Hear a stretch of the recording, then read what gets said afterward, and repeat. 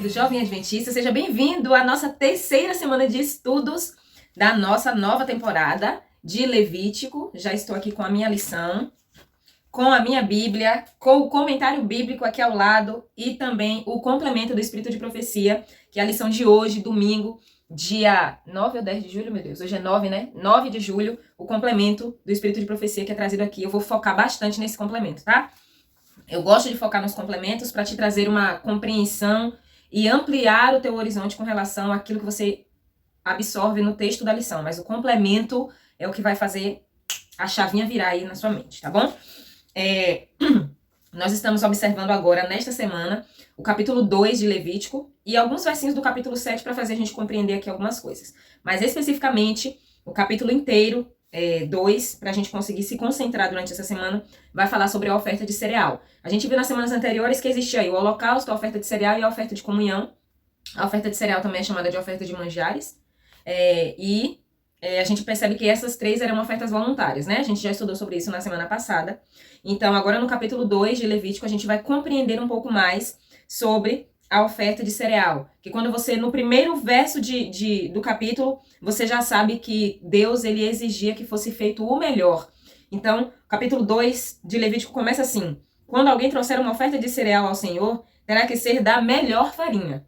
Então, ao longo do capítulo, a gente vai perceber que algumas exigências que eram dadas para que essa oferta ela fosse entregue, e era uma oferta voluntária, como a gente já sabe, era uma oferta que simbolizava que o ofertante ele estava dando um presente para Deus e também ali em homenagem aos sacerdotes, que eram homens escolhidos por Deus para fazer ali os rituais de sacrifício. Ele precisava oferecer o melhor a Deus, tá? Eu tô aqui com um comentário bíblico, meu queridinho, meu mais novo presente. Eu ia falar minha mais nova aquisição, mas eu não comprei. Meu mais novo presente. E a gente tem aqui diversas curiosidades sobre as ofertas de manjares aqui, né? E aí, essas ofertas, elas designavam um presente que era oferecido a alguém superior, né? E indica uma oferta de cereais. E você vai encontrar aqui, por exemplo, na sua Bíblia, deixa eu ver aqui, onde é que tá? Que fala sobre a flor, né? A flor da farinha. Que era a forma que eles conseguiam, depois de esmagar o grão, obtinha ali a flor de farinha, que era, depois de o grão estar moído. Vou ler para vocês para não ficar nas minhas palavras. A flor de farinha usada nas ofertas de manjares representa o trabalho do homem, seus talentos consagrados e aperfeiçoados. A farinha é apenas o grão triturado. Antes de ser moído, o grão é capaz de perpetuar-se, de transmitir a vida. Porém, depois de moído, aparentemente ele se torna inútil. Jamais ele vai ser plantado outra vez. Mas ele não vai ser inútil. Por quê? Porque o grão deu a vida, morreu para que outra vida fosse mantida. Dar a própria vida é o meio pelo qual uma vida mais elevada se perpetua. A morte o enriqueceu, glorificou e o tornou útil ao homem. Então, aqui ele vai especificar sobre a questão da oferta aqui da flor de farinha, né? O grão dá a vida e aí ele obtém aí depois a flor, tá? Aqui também é importante destacar que essa flor de farinha, depois de ser dada ao sacerdote, ela se tornava coisa santíssima, porque ao passo que a gente dedica alguma coisa, consagra alguma coisa a Deus, isso se torna santo. Assim como as nossas ofertas, elas se tornam santas quando nós a entregamos ao Senhor. E aí o comentário bíblico vem falando aqui sobre... que a Bíblia quer cair aqui, tudo muito pesado. A oferta, que aqui é preparada no fogo de aroma agradável ao Senhor, a gente vai perceber aqui que ele vai pedir para que uma porção memorial seja separada.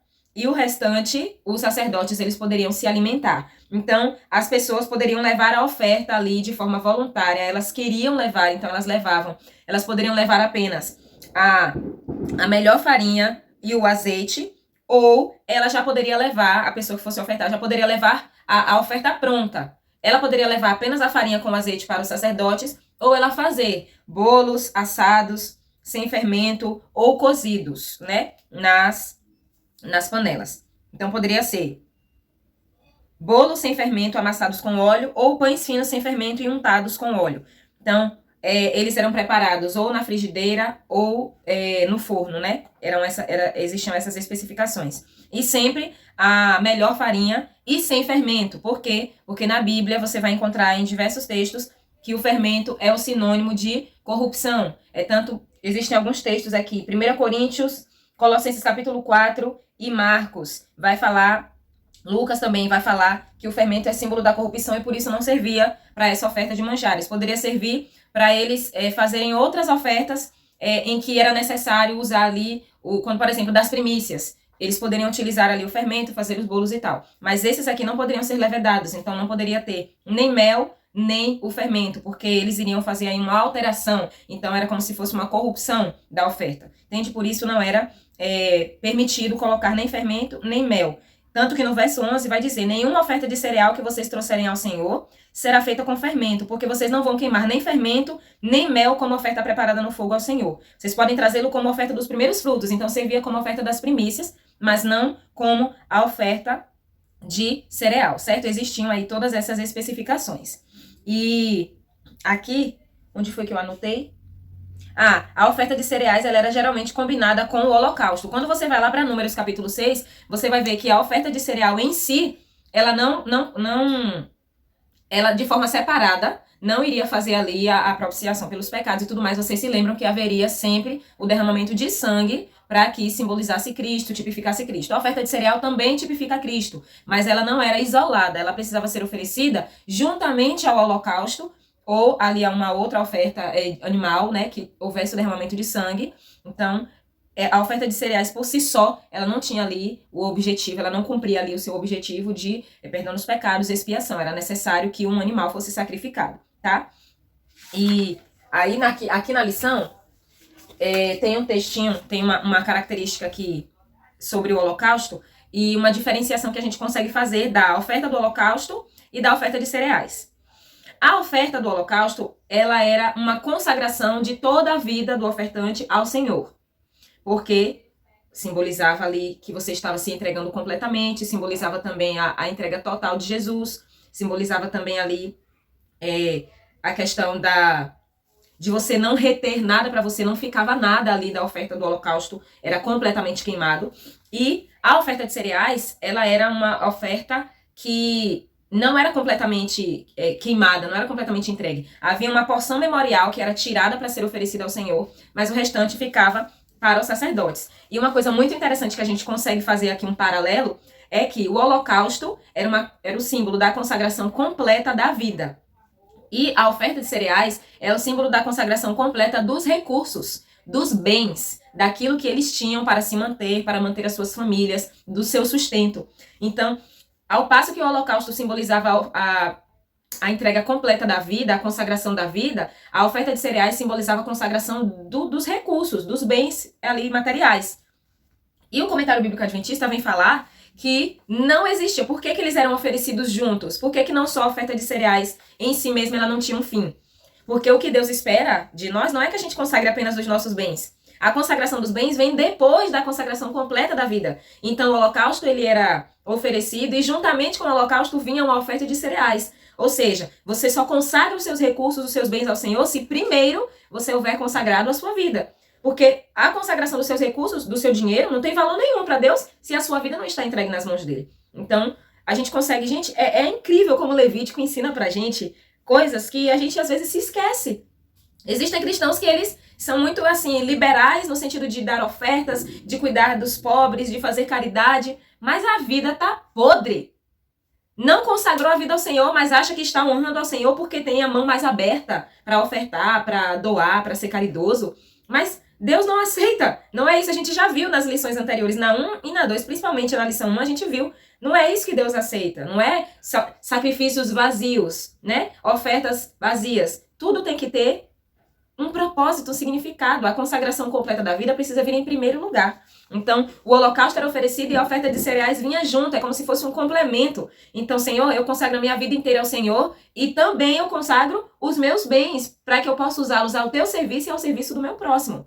Então, a lição dessa semana vai falar sobre essa questão desse cuidado com os outros, dessa voluntariedade que Deus espera de nós quando a gente fala também do nosso bolso. viu? Porque aqui eles tinham recursos, eram animais, eram alimentos, né? Mas hoje a gente tem dinheiro mesmo para poder ser uma bênção na vida das outras pessoas. E aqui vai dizer que Deus considerava essa oferta de sacrifício como aroma agradável e que o cuidado com os outros é um tema recorrente aqui no livro de Levítico, tá? Então Deus ele vai esperar. A gente sabe que Levítico ele vai falar muito sobre a questão da adoração, né? A gente viu na lição número 1 que Levítico inteiro vai mostrar pra gente qual é a forma correta de adorar ao Senhor. E como é que a gente vai observar isso? Em todos os aspectos dos sacrifícios, das ofertas, a gente vai enxergar Jesus em toda parte, tá lembrado disso? E aqui a gente vai perceber, na lição dessa semana, que em todo o livro de Levítico, a gente vai observar Jesus e aquilo que nós devemos fazer ao imitar Jesus, que devemos fazer para as outras pessoas. Então, outros capítulos de Levítico vai falar sobre os proprietários de terra, quando eles faziam ali as plantações e era o momento da colheita, eles não poderiam colher todas as coisas, ele não podia colher tudo que ele tinha plantado. Por quê? Porque existiam viúvas, existiam órfãos, existiam pobres. Então era necessário que ele deixasse alguma coisa ali no campo para que as viúvas, os órfãos e os pobres viessem e pudessem se alimentar. Então é uma regra que foi deixada. A gente vai observar que o cuidado com o próximo é algo muito recorrente em Levítico. E Deus, ele se agrada desse tipo de sacrifício. Não adiantava nada oferecer diversos holocaustos ao Senhor se eles não se preocupassem também em cuidar daqueles que eram mais necessitados. Então, do que adianta você estar aí indo para a igreja todo tempo, fazendo várias coisas, dando estudo bíblico, e faz isso e faz aquilo. E assim como esse homem da tirinha aqui, quando você vai fazer alguma obra de caridade, você vai lá e quer compartilhar, quer postar, porque esse é o evangelho social, porque hashtag fazer o bem, porque hashtag amor ao próximo. Para pensar se o que você está fazendo realmente está agradando a Deus ou se você quer simplesmente se promover. Para pensar que se você está fazendo o bem ao próximo, mas a sua vida não está consagrada a Deus, isso não está agradando a Deus de forma nenhuma. Está só massageando o teu ego para você achar que você é uma pessoa boa e caridosa. Presta atenção em qual é a motivação das tuas ofertas. Você está fazendo isso para imitar a Jesus, por amor a estas pessoas, ou você está fazendo isso para se promover, né? Nem tudo aquilo que a gente faz precisa ser exposto, porque Deus, que vê todas as coisas, ele vai nos recompensar de acordo com o querer dele. E aí vem aqui o complemento da lição de domingo, que é o livro Serviço Cristão, que eu tenho em minhas mãos aqui, o livro Serviço Cristão, e o capítulo é o capítulo 17, a obra caritativa. E como vocês podem perceber, o meu capítulo ele está completamente marcado em todas as páginas, porque foi uma tacada bem grande que eu recebi. E eu digo para vocês sempre, porrada boa que a gente recebe do Espírito Santo é porrada compartilhada. Então eu vou compartilhar com vocês os pontos principais desse capítulo que me pegaram aqui, para que eu entenda mais sobre e para que eu me doe mais ao próximo, tá? Eu não vou ler o capítulo inteiro porque ele não é tão pequeno, ele não é grande, mas não é tão pequeno. Principalmente eu não vou ler porque eu quero que você leia. Se a lição trouxe isso daqui é porque é de grande importância que você dê atenção. Então, eu vou deixar o link aqui na descrição do vídeo, como eu sempre faço, toda vez que vem algum capítulo, eu sempre coloco o link na descrição, porque o meu intuito é que você leia o capítulo e receba de Deus as orientações, assim como eu recebi. Então, eu vou falar de poucas coisas que o capítulo trouxe, que me impactaram bastante, mas você precisa ler esse capítulo e receber aí a tacada, meu filho, que o Senhor quer te dar, porque Ele quer te dar, viu? Ele quer te dar aqui. A misericórdia do Senhor também se manifesta aí nas porradas que a gente leva, tá? Então, aqui no capítulo 17, vai começar falando que existem muitas pessoas que acham que seria uma grande coisa ir para Israel, Jerusalém, visitar os lugares por onde Jesus passou, para andar nas pegadas de Jesus, quando, na verdade, a gente pode andar nas pegadas de Jesus apenas imitando a ele, fazendo o que ele fazia. Então, diz aqui, nós não necessitamos ir a Nazaré, a Cafarnaum ou a Betânia para andar nos passos de Jesus. Nós encontraremos as suas pegadas onde? Junto ao leito dos doentes, nas choças da pobreza, nos apinhados becos das grandes cidades e em qualquer lugar onde há corações humanos necessitados de consolação. Fazendo como Jesus fazia na terra, andaremos em seus passos. Essa citação também está no livro Desejado de Todas as Nações. Então, mais do que fazer viagens maravilhosas e postar que eu estou na Terra Santa, eu estou em Israel, eu estou andando nos lugares onde Jesus andou, mas e o bem? E fazer o bem ao próximo? E fazer aquilo que Jesus fazia? Aqui na tua cidade mesmo, você pode ir no teu bairro, você pode fazer isso. Não precisa viajar para os lugares onde Jesus passou. Nós somos representantes de Jesus. E onde tiver gente sofrendo, é ali que a gente vai conseguir andar nos passos de Jesus. Então, a primeira tacada já é essa aí. Muitas vezes a gente quer fazer e falar Para que uma viagem para a Terra Santa se você pode Você tem condições de fazer uma viagem? Você quer fazer uma viagem? Tá. O meu pensamento é, o dinheiro que eu vou usar para fazer essa viagem a Cafarnaum, a Jerusalém, a Israel, para andar nos lugares onde Jesus andou, o dinheiro que eu vou usar para pagar, fazer passaporte, pagar passagem, tudo, hospedagem, alimentação, esse dinheiro que eu usaria para fazer uma viagem a Israel, quanto esse dinheiro não poderia ajudar se fosse utilizado aqui no meu bairro, na minha cidade? Para pensar. Você pode pensar diferente e achar que é maravilhoso viajar para Israel. Ok, eu respeito seu pensamento, eu estou expondo aqui o meu. Eu jamais pensaria em fazer. E eu não tô falando isso depois que eu li o texto. Esse sempre foi o meu pensamento. Porque esse negócio pra mim de ficar viajando, porque os lugares é muito emocional, sabe? É um negócio assim, muito sentimentalismo e não sei o quê. E onde Jesus pisou e Jesus passou por aqui. Legal, massa, pra arqueologia. Rodrigo Silva, eu admiro muito, acho muito importante. É o trabalho dele, né? Arqueólogos e pesquisadores. Muito maravilhoso. Agora eu, que não estudo arqueologia, que não sou historiadora, gastar uma quantidade de dinheiro para... não é gasto, é investimento. Mais ou menos. Eu acredito que investimento melhor você faz se você pegar esse dinheiro e aplicar na tua cidade, no teu bairro, em alguma instituição, ajudando pessoas que estão próximas a você, que estão necessitadas. Mais uma vez eu reitero, não estou condenando quem faz isso, porém, eu penso que melhor seria se fosse feito dessa forma. Eu penso que o dinheiro que você aplicaria para isso seria muito mais, honraria, glorificaria muito mais a Deus, se ao invés de você viajar, você usasse para ajudar os pobres da tua cidade, do teu entorno aí, do lugar que você sabe. Você sabe quem é que está passando necessidade. Às vezes você não sabe porque você não procura saber, mas você pode descobrir quem está passando necessidade ao teu redor. Às vezes até na tua igreja tem alguém passando necessidade e você está empenhado em fazer uma grande viagem. Ao mesmo tempo que eu digo que eu não estou condenando, que eu não estou julgando, já estou, porque eu sou uma pecadora. Mas eu já fico com aquele sentimento de pra que você tá pegando teu dinheiro pra fazer uma viagem à Terra Santa, se aí na terra onde tu tá pisando tem gente passando fome. Enfim, perdoe-me o julgamento, eu realmente estou compartilhando o meu pensamento, e o meu pensamento é este.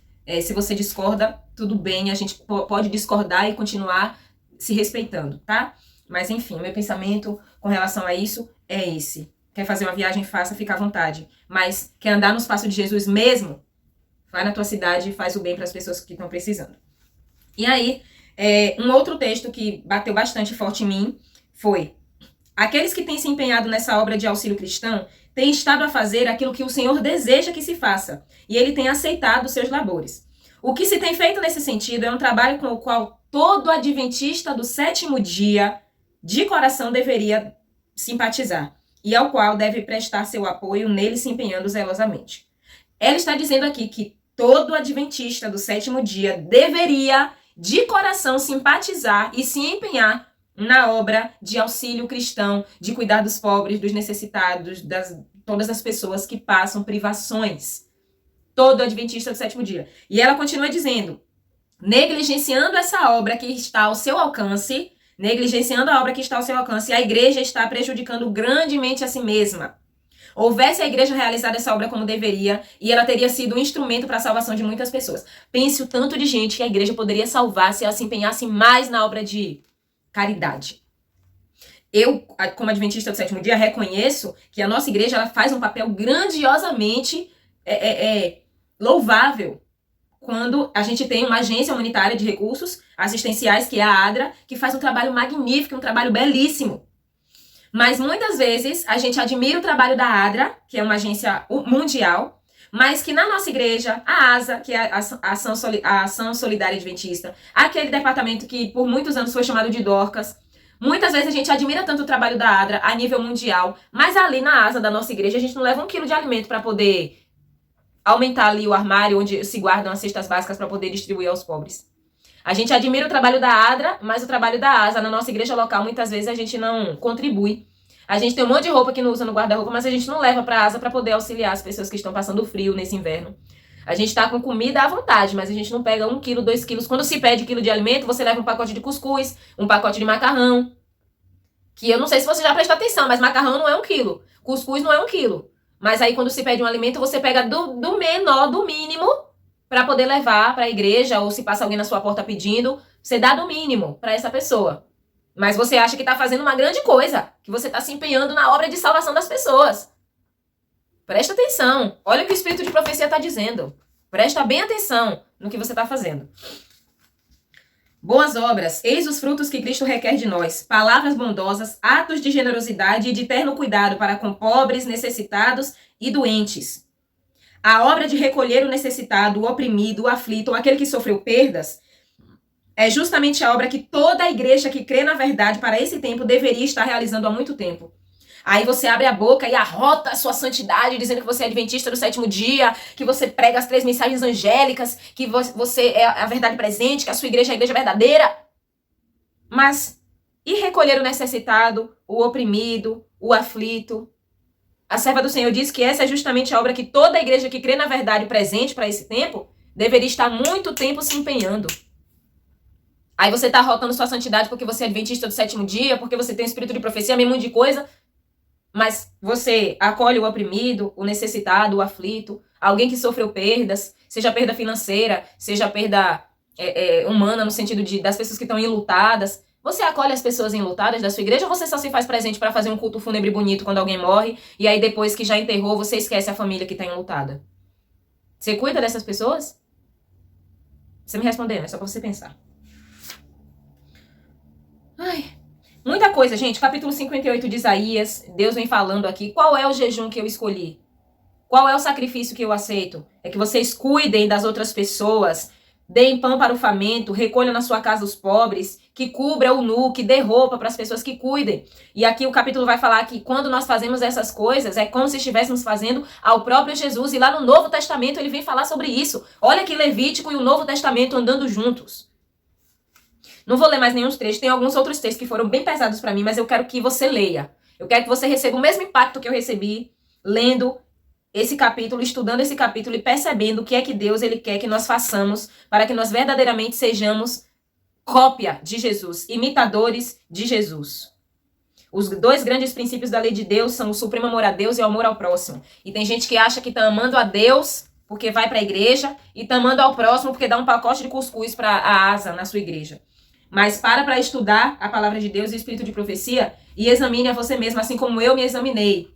E parei para analisar quais atitudes minhas estão desonrando ao Senhor e como eu verdadeiramente devo ser uma discípula, uma imitadora de Jesus, fazendo aquilo que ele fazia. Eu já recebi aqui as tacadas, já procurei aqui, já conversei com o Senhor, já confessei os meus pecados e já vou buscar mudar.